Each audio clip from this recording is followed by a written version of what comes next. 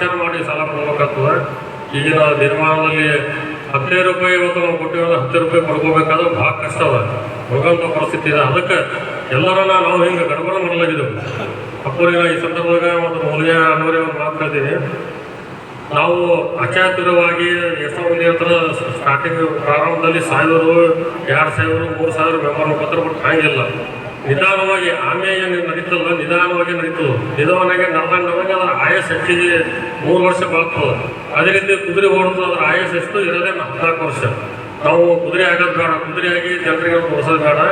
ಆಮೇಲೆ ಅಂತೆ ನಾವು ನಡಿಗೆ ಕಡಿಮೆ ಕೂಡ ನಾವು ಏಳಿಗೆಯನ್ನು ಪಡಿಬೇಕಂತ ಹೇಳಿ ಉದ್ದೇಶನ ನಾವು ಈ ಒಂದು ಸಂಘವನ್ನು ನಡೆಸ್ಕೊಂಡು ಬಂದೀವಿ. ಪೂಜ್ಯರು ಕೂಡ ನಮ್ಮ ಅಪ್ಪವರು ಒಂದು ಆಶೀರ್ವಾದ, ಅವರೊಂದು ಶಕ್ತಿ ಇದ್ದಂಥ ನಮ್ಮ ಭಾಗದಲ್ಲಿ ದೊಡ್ಡ ಅವರು ಒಂದು ಶಕ್ತಿ. ಮಹಾಲಕ್ಷ್ಮಿ ಪೀಠ ಅಂತಂದ್ರೆ ನೀವು ಬಹುಶಃ ಸಡಿಗೆ ಹೋಗಿ ನೋಡಿರ್ಬೋದು. ಯಾರು ನೋಡಿಲ್ಲ ದಯವಿಟ್ಟು ನೀವು ಅಲ್ಲಿ ಹೋಗಿ ನೋಡ್ರಿ. ಅಲ್ಲಿ ಕೂಡ ಕೊಲ್ಲಾಪುರ ಮಹಾಲಕ್ಷ್ಮಿ ಅವರ ಒಂದು ಮಂದಿರ ಕಟ್ಟಡ ಭಾಳ ಅದ್ಭುತವಾಗಿ ಅವರು. ಅಲ್ಲಿ ಇಲ್ಲಿ ನಾವು ಆಶೀರ್ವಾದ ಪಡೆದಪ್ಪ ಅಂದ್ರೆ ಅಲ್ಲಿ ಕೊಲ್ಲಾಪುರ ಮಹಾಲಕ್ಷ್ಮಿಯ ಆಶೀರ್ವಾದ ಪಡೆದಂಗೆ ಅಂತ ಹೇಳಿ ಈ ಸಂದರ್ಭದಲ್ಲಿ ಹೇಳ್ತೀನಿ.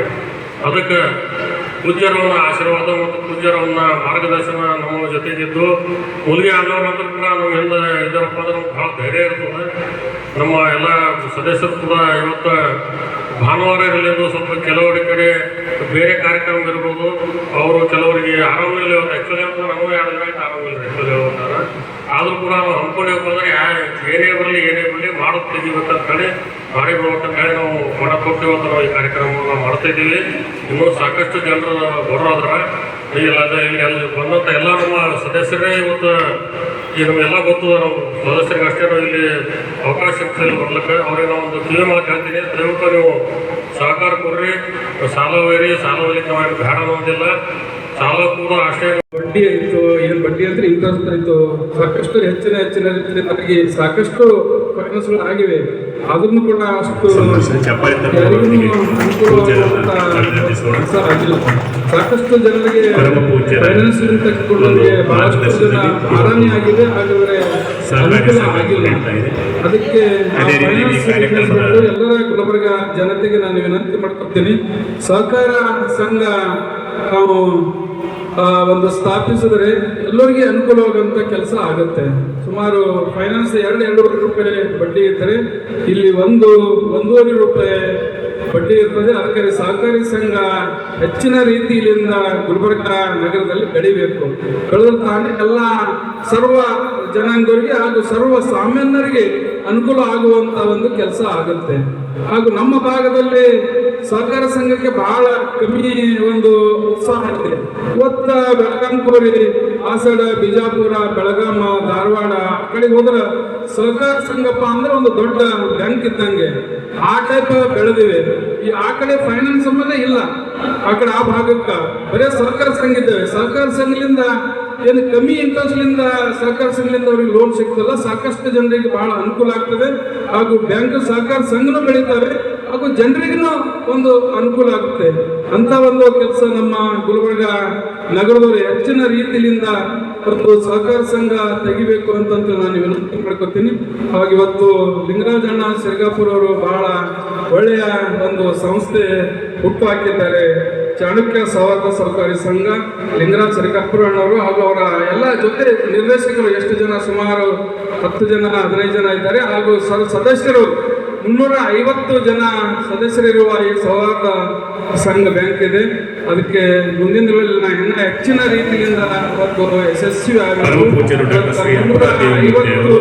ಸದಸ್ಯರಿರುವ ಈ ಸಹಕಾರ ಸಂಘ ಮುಂದಿನ ದಿನಗಳಲ್ಲಿ 1000 ಒಂದು ಸದಸ್ಯರ ಗುರಿ ಇದೆ.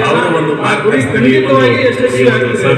ಯಾವುದೇ ಸದಸ್ಯರಿಗೆ ನಿಷ್ಠೆ, ಭಕ್ತಿ, ಅವರ ಆಶೀರ್ವಾದ ಇದ್ರೆ ಖಂಡಿತವಾಗಿ ಸಕ್ಸಸ್. 350ರಿಂದ 1000 ವೈಲಿಕ ಆಟದಿಂದ ದೊಡ್ಡ ಮಾತಲ್ಲ. ಇವತ್ತು ಲಿಂಗರಾಜಣ್ಣವರಿಗೆ ಸಾಕಷ್ಟು ಅವರು ಸದಾ ಒಂದು ಸಮಾಜ ಸೇವೆಯಲ್ಲಿ ಮುಂದಿದ್ದವರು ಹಾಗೂ ಎಲ್ಲ ಕಡೆಗೆ ಅವರಿಗೆ ಹೆಚ್ಚಿನ ರೀತಿಯಿಂದ ಗುರುತಿಡಿಯುವಂಥ ಒಂದು ವ್ಯಕ್ತಿ ಅವರಾಗಿದ್ದಾರೆ. ಅದಕ್ಕೆ 350ರಿಂದ 1000 ಸದಸ್ಯರು ಮಾಡುವ ಗುರಿ. ಎಲ್ಲರೂ 350 ಜನ ಸದಸ್ಯರಲ್ಲಿ ಇದ್ರಲ್ಲ, ಅವ್ರದ್ದು ಕೂಡ ಒಂದು ಇದಕ್ಕೆ ಒಂದು ಸಪೋರ್ಟ್ ಬೇಕು. ಸಪೋರ್ಟ್ ಇದ್ರೆ ಖಂಡಿತವಾಗಿ ಯಶಸ್ವಿ ಆಗ್ತದೆ. 350 ಜನ ಇದ್ದೀರಿ, 1+1 ನೀವು ತಂದ್ರಪ್ಪ ಅಂತಂದ್ರೆ ಖಂಡಿತವಾಗಿ ಏನು 1000 ಆಗೋದಕ್ಕೆ ದೊಡ್ಡದಲ್ಲ. ಒಬ್ಬರು ಸದಸ್ಯರು 2 ತೊಂಬರ್ರಿ, ಒಬ್ಬರು ಸದಸ್ಯರೇ ನಿಂತಿರಲಿಲ್ಲ. 350 ಇದ್ದಾರೆ. 350 ಟು ಒಬ್ಬರು ಇಬ್ಬರು ಇತ್ತಂದ್ರ 1000 ಆಗೋದ್ರಲ್ಲಿ ದೊಡ್ಡ ಮಾತಲ್ಲ. 1000 ಆಯ್ತಂದ್ರೆ ಮುಂದೆ 10,000 ಗುರಿ ಹಿಡಿದು ಬರ್ತದ. ಅದಕ್ಕೆ ನೀವೆಲ್ಲರಿಗೂ 350 ಜನರಿಗೆ ನಾನು ವಿನಂತಿ ಮಾಡ್ಕೊತೀನಿ, ಒಬ್ರು ಇಬ್ಬರಿಗೆ ಮಾಡಿಸ್ಬೇಕಂತ ಹೇಳಿ ನಾನು ವಿನಂತಿ ಮಾಡ್ಕೊತೀನಿ.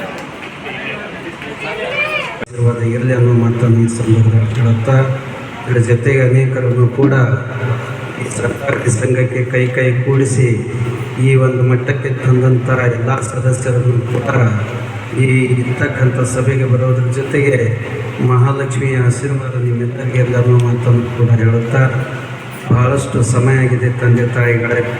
ಅದಕ್ಕೆ ಈ ಸಹಕಾರ ಸಂಘ ಅಂದಾಗ ಯಾವ ರೀತಿ ಕೆರೆ ನೀರು ಕೆರೆಗೆ ಚೆಲ್ಲಿ ಹೊರವ ಬೇಡಿರಣ್ಣ ಅನ್ನುವಂಥ ರೀತಿ ಒಳಗೆ ನಾವೆಲ್ಲ ದುಡ್ಡು ಕೂಡಿಸಿದಾಗ ಆ ದುಡ್ಡು ಒಂದೇ ಕಡೆ ಇದ್ದಾಗ ಚಲಾವಣೆಗಳಿಗೆ ಇರಂಗಿಲ್ಲ.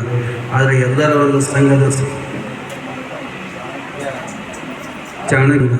ಚಾಣಕ್ಯ ಅನ್ನತಕ್ಕಂಥ ಒಂದು ಸಂಘ ಸಹಕಾರದ ಒಂದು ಸಂಸ್ಥೆ ನಿರ್ಮಾಣ ಮಾಡಿ, ಬ್ಯಾಂಕನ್ನು ನಿರ್ಮಾಣ ಮಾಡಿ, ಇದನ್ನು ಹುಟ್ಟು ಹಾಕಿ 3 ವರ್ಷದೊಳಗೆ 4 ಲಕ್ಷ ಇರ್ತಕ್ಕಂಥದ್ದು 80 ಲಕ್ಷ ತನಕ ಕೋಟಿ ಕಾಲು ಸನಿಯನ್ನು ಬಂದಿದೆಯಲ್ಲ, ಇದು ಉತ್ತಮ ಲಕ್ಷಣ ಕಾಣಿಸ್ತಕ್ಕಂಥದ್ದು. ಬೆಳೆಯುವ ಪೈರು ಮೊಳಕೆಯಲ್ಲಿ ನೋಡ ಅನ್ನತಕ್ಕಂಥ ರೀತಿಯೊಳಗೆ ನಾವು ತಿಳ್ಕೊಳ್ತಕ್ಕಂಥ ಒಂದು ಭಾಗ್ಯ ಅಂತ ಹೇಳಬೇಕಾಗ್ತದೆ. ಅಂಥದಕ್ಕೂ ಕೂಡ ನಮ್ಮ LIC ಸೂರ್ಯಕಾಂತ್ ಅವರೊಂದು ಉದಾಹರಣೆ ತಗೊಂಡು ಸುಮಾರು 30 ವರ್ಷಗಳಿಂದ LIC ನಡೆಸ್ಕೊಂಡು ಬಂದು ಅನೇಕರಿಗೆ ಇರ್ತಕ್ಕಂಥ ಜೀವನದ ದಾರಿ ದೀಪದ ಯಾವ ರೀತಿ ಮಾಡಿದಾರೋ, ಅನೇಕ ಕಷ್ಟಗಳಿಗೆ ಒಂದು ಕಡೆ ಎಲ್ಲರ ದುಡ್ಡು ಇದ್ದಾಗ ನಮಗೆ ಸಮಯ ಬಂದಾಗ ಅದು ತೆಗೆದುಕೊಂಡು ಸದುಪಯೋಗ ಮಾಡುವುದೇ ಒಂದು ಸಹಕಾರಿ ಸಂಘ ಅಂತ ಹೇಳಬೇಕಾಗ್ತದೆ. ಅಂಥ ನಿಟ್ಟಿನೊಳಗೆ ಇರ್ತಕ್ಕಂಥ ನಮ್ಮ ಒಣಿಕೆಯಾಳವರಂತೂ ಬೇಕಾದಷ್ಟು ತಿಳಿಸಿ ಹೇಳಿದ್ದಾರೆ. ಅದಕ್ಕೆ ನಾವು ಯಾರನ್ನು ನೋಡಿ ನಾವೆಲ್ಲ ಕಲಿಯಬೇಕಾಗಿದೆ ಅಂದರೆ SS ಪಾಟೀಲ್ ಅವರು ಹೇಳಿದಂಥ ಸಿದ್ಧಿವಿನಾಯಕ ಇರ್ತಕ್ಕಂಥ ಒಂದು ವ್ಯವಸ್ಥೆ, ಅದನ್ನು ನೋಡಿ ನಾವು ಕಲಿಬೇಕು. ಹನಿ ಹನಿ ಕೂಡಿದರೆ ಹಳ್ಳ ಆಯಿತು, ತೆನೆ ಕೂಡಿದರೆ ರಾಶಿ ಆಯಿತು ಅನ್ನುವಂಥ ನಿಟ್ಟಿನೊಳಗೆ ನಮ್ಮ ಹತ್ತಿರ 5,000 10,000 50,000 ಅನ್ನೋದಕ್ಕಿಂತಲೂ ಮನೆಯೊಳಗೆ ಇಡೋದಕ್ಕಿಂತಲೂ ದುಡ್ಡು ಕೂಡಿಸಿ ಇಂಥ ಬ್ಯಾಂಕಿಗೆ ಅಥವಾ ಸಹಕಾರ ಸಂಘಕ್ಕೆ FD ಮಾಡಿದಾಗ ದುಡ್ಡು ಕೂಡ ದುಡಿತದ, ನೀವು ಕೂಡ ಶ್ರೀಮಂತರಾಗ್ತೀರಿ, ಅನುಕೂಲಸ್ಥರ ಆಗ್ತೀರಿ ಅಂತ ಹೇಳಬೇಕಾಗ್ತದೆ. ಅಂಥ ರೀತಿಯೊಳಗೆ ಇವತ್ತು ನಾವು ನೀವೆಲ್ಲ ನಿದ್ದೆ ಮಾಡಿದ್ರೂ ಪರವಾಗಿಲ್ಲ, ದುಡ್ಡಿಗೆ ನಿದ್ದೆ ಮಾಡಿಬಿಡ್ಬಾರ್ದು. ಇದು ಗೊತ್ತಿರಲಿ.